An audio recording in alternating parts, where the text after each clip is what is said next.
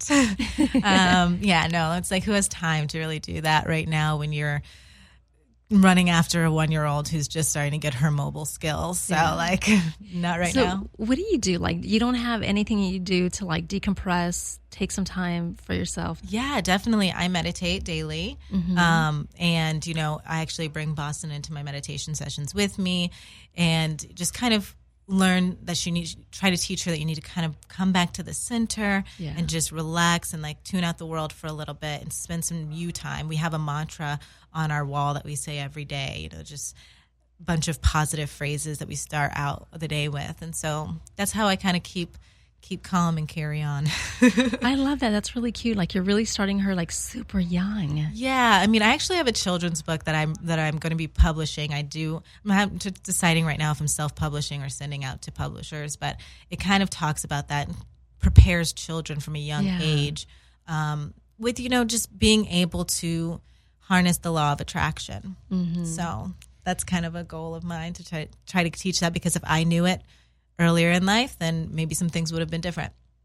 I like that you're very, it's like you're so focused and you're determined. Yeah. And you just, you know, it's like you're just so put together. You know, it's like even when I was watching you on like that one episode, you just have it together and you do not lose your cool at all. Like, I love that. It's like you don't get, it's like even though you might be frustrated or you're not happy with whatever decisions, you know, Jarrell makes, you know, you're still kind of like, okay, let me just breathe. Well, you just have to kind of see what's really important in the moment.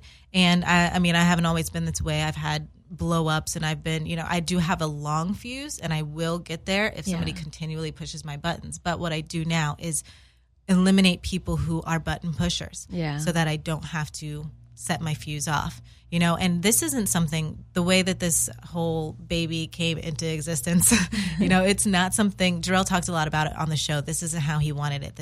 He wanted a wife, and I wanted those things too, but who has time to dwell on the woulda, coulda, shouldas, you know? I was on birth control when I got pregnant with Boston. Wow. And so a lot of people don't know that. A lot of people think, you know, oh, just if you didn't want a kid, you should have been on birth control. I was on birth control. We actually filmed me going to my doctor to talk about more permanent birth control measures, because this was something that just came up for me, you know, and I am one of those people who is pro-choice. Yeah. But I think people forget sometimes that pro-choice goes both ways. I chose to have my baby. Right. And so it's like, for me, I just took the responsibility of my actions and am trying to move forward and do the best I can rather than think about what I wanted and what was ideal.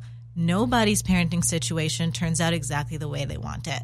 That's true. So, you know, it's just pick up and realize the blessings that life is trying to bring to you. Sometimes things aren't coming the way you think they're supposed to come, but they're coming the way they're supposed to come for you. So you have to just kind of keep trucking along. What's like your biggest turn off and turn on in a man?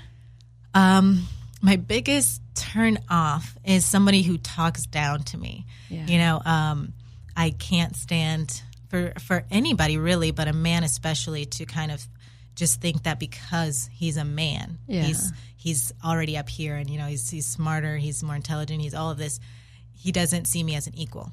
That I can't stand, because I'm kind of feisty when it comes to that, and I'm a builder. I will build stuff in my house. You know, I don't really need a man for those kinds of tasks, but I will let him do it, because you know, you have to let a man feel important. But I just don't want him to think that like I can't do it, because I can do anything, you know. But my biggest turn on in a guy is, this one's going to be, oh gosh, you guys are going to think I'm lame, but communication. Mm-hmm. If somebody can communicate with me and just like, I love a man who can just talk deep, get into deep conversations about the world, you know, and the state of humanity. Yeah. It's super boring for most people, but for me, that's like, ooh, well, let's talk, you know, literally, let's talk. What about if a man's trying to court a lady, what would your advice be? If a man is trying to court a lady, I would advise him to listen to her and listen to the things she's not actually saying by watching her in various settings, because you're going to learn a lot about her, how she interacts with other people. You're going to be able to determine if she's somebody you want to spend more time with. And if you're courting this woman and you find that she's not somebody that you want to be with, you need to kind of just be upfront and let her know that this is not something I'm interested in, and walk away, because a lot of these people who just hold on to women just to have them in their back pocket, that's how women get hurt. That's how women wind up bitter. And it's kind of hard. Not everybody has the balls to kind of not carry baggage with them into a next relationship. So we're just kind of creating a cycle. So people just need to be honest with each other and communicate. If you could be the opposite sex for a month, what would you do? Let's see. I would probably, if I could be, I kind of act like a man anyway, so I don't know. Okay, so when you say you kind of act like a man, like what are some of the things that you do that, you feel that, those are actions of a man? Well, it's kind of like in business. Yeah. It's not an action of a man, but it's typically like people think women can't do these things. So, like in business, having these conversations, negotiations with high-level, important, producers and directors, things like that. I do like to build, like I said, a lot, painting things, just kind of being handy. Yeah. So, if I was the opposite sex, I'd probably just continue to be me. All right, you're going to think it's a strange question. Okay. Where was the strangest place you have peed? You know what? What? I doubt Jarrell's going to be listening to this, but I was actually with him when I was in the strangest place I peed. It was like, I think it was before we started dating, but it was just like we went out and we had so many drinks and I had to pee so bad and I couldn't wait. And I literally was like, there's a dumpster there. Can you just guard it for me so I can go pee behind it, because I have to pee so bad right now. So behind a dumpster. Yeah. That's so funny. Okay, but I know I'm not the only one who's ever done that. No, there's a lot of people who've done that. Yeah. I have a friend who we had gone hiking. And she had to pee really bad. And if you hike, there's no porta potties, there's nothing. Yeah. You either have to do before you go down at the bottom or once you're done. She had to go really bad, so she went behind a bush. She's like, Elizabeth, she was like, I have to go really bad. Just please watch, make sure that no one's coming up or down. So I was guarding the trail, and I'm looking. I was like, okay, you're good, Maria. I was like, oop, I said her name. Well, you guys know who it was. I'm sure she won't mind. Yeah. She's brave enough to pee in the forest. I think we might have mentioned it, but anyways, it was Marie. So she was peeing, and I was guarding to make sure nobody was coming. But yeah, everybody's done that. I would be so scared, with all the animals around. That's my biggest fear, because I even told Marie, I was like, you know what? That's what I would be afraid of. Right. What if there's an ant or something that's going to cry? Yeah, I can't do it because I have a phobia, for insects. Oh, right. So that would be my biggest fear. What's the most embarrassed you've ever? Let me see. How do I do this?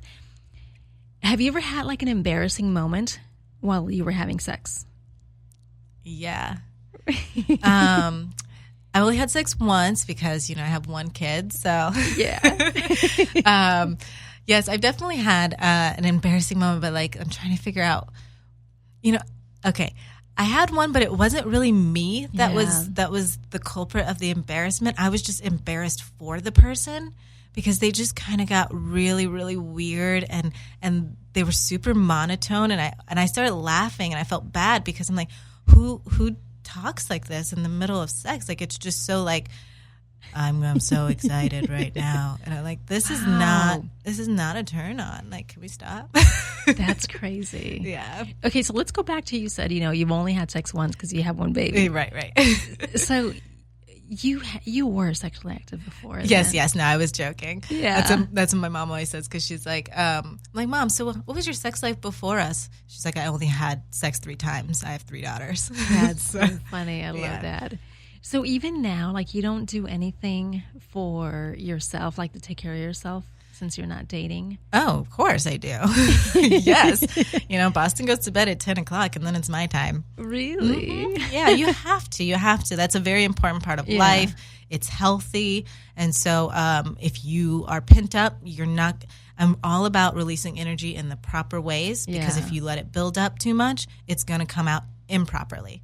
So yeah, that happens. Okay, so you masturbate? I do, yeah. Do you have toys? Yes, but I'm pretty tame with my toys. It's just like a vibrator.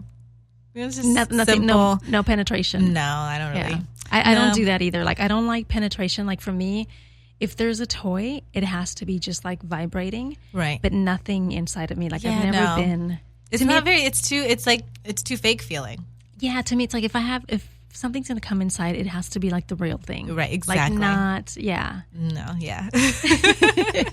I just made a trip last week to the Pleasure Chest. Have you ever been?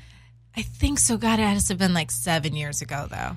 You have to go there. It's like they have everything there. It's right off Santa Monica. Yeah, no, I do know where it is. I'm just like thinking the last time I was there, I was like, yeah, it had to be like 7 years ago. Before Friday, I would have said the same thing. It was like a long time ago. Yeah. But Friday, I was like, you know what? Tonight is the night. It's like I dropped my kids off at their dad's house. And I have not had a free moment in like 8 months. Oh my goodness, that's crazy. Yeah, 8 months. My kids have been with me. Well, actually, my son has been with me full time, like for 8 months. Oh man. Before, they used to go, like his sister and my son, they used to go to their dad's house every other weekend. So that's when, I would let my hair down every other weekend. Right. And for 8 months straight, it was just my daughter going to her dad's, and my son was like, no, I'm going to stay. So my son was with me full time for 8 months.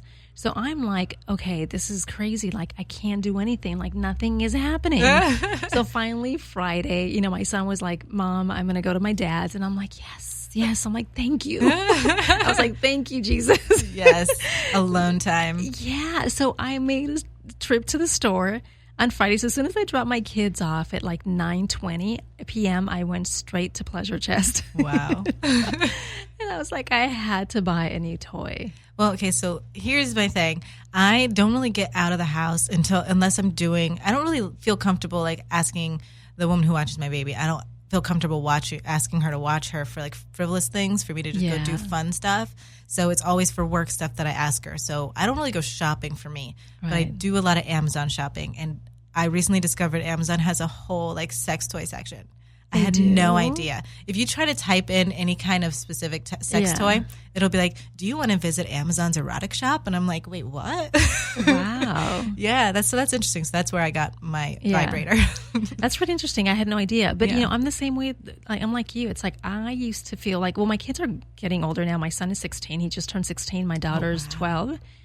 But even before then, like, and even still now, like, I feel...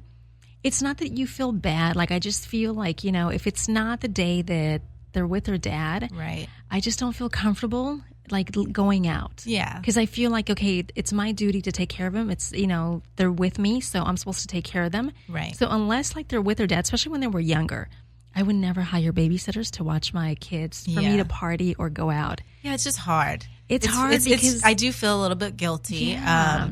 And if Jarrell was watching Boston more and had a regular schedule, then I wouldn't feel guilty. I mean, It's like that's where she should be. She's with her dad. But when I asked to leave her with somebody else, I do feel kind of, upset about it and guilty, unless I'm actually out there seeking work, because that's going to make our lives better. But outside of that, I feel a little guilty leaving her. I know. It's like, why do we moms always have to have that guilt?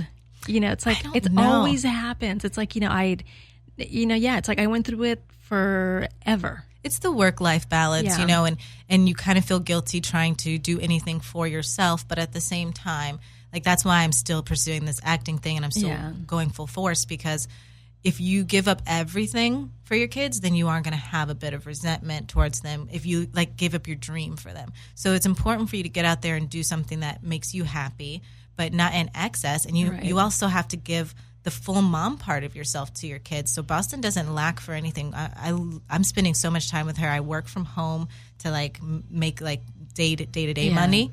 And so I don't feel so bad about chasing this other side, because I do spend quite a bit of time with her. Yeah. I have 2 would you rather questions for you before we end the show. Okay. And these are going to be like way out there. It's either like go big or go home. Uh-oh. Okay.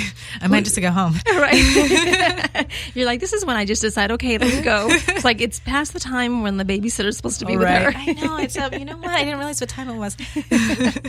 Would you rather say the wrong name at the altar or smell like fish? I'd rather say the wrong name at the altar, because I'll blame it on the person who was who was officiating us. Like, they said it first. Didn't they say that? Because when you're getting married, you're supposed to repeat, right? So.